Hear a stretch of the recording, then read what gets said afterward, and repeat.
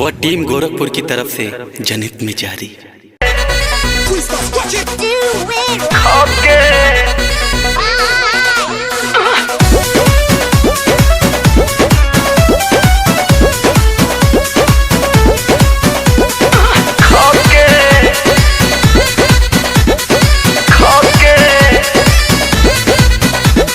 छोट मोट गिफ्ट एगो किन लीहा, सूट बूट नीमन पहिन लीहा।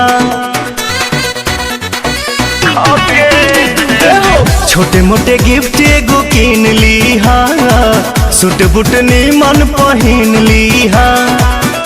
कटब अपने हाथे केक मुँह में खियाई हो, गाल पे लगाई हो। मनतावे बर्थडे 18वां घरवा, जान हो जरूर आई हा तो खाके जाई हा।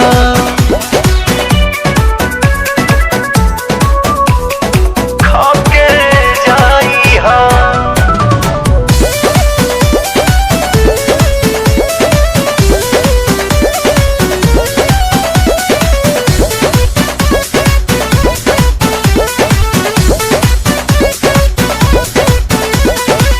भाभी के फुसिलौले हे बानी, फ्रेंड हवा बतौले बानी। संगे वाला सेल्फी 2 दिन पहिले देखौले हे बानी, पहिले देखौले हे बानी। भाभी के फुसिलौले हे बानी, फ्रेंड हवा बतौले हे बानी। संगे वाला सेल्फी 2 दिन पहिले देखवले बानी।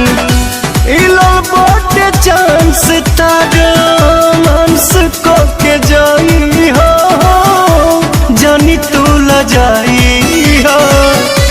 मनतावे बर्थडे 18वां घरवा, जान हो जरूर आई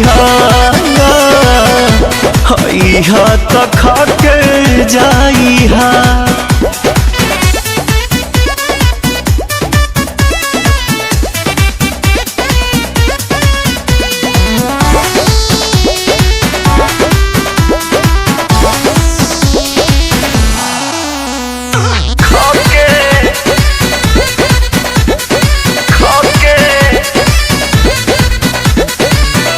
बोतल में परोस के हम हाथे से खियाई। लव वाला सब बात पवन हो बताई, पवन हो बताई। बोतल में परोस के हम हाथे से खियाई। लव वाला सब बात पवन हो बताई। अरुण बिहारी मन के श्रद्धा पुराई हो, जियादा जुड़ाई हो। मनतावे बर्थडे 18वां घरवा, जान हो जरूर आई हा तो खाके जाई हा। खाके जाई हा।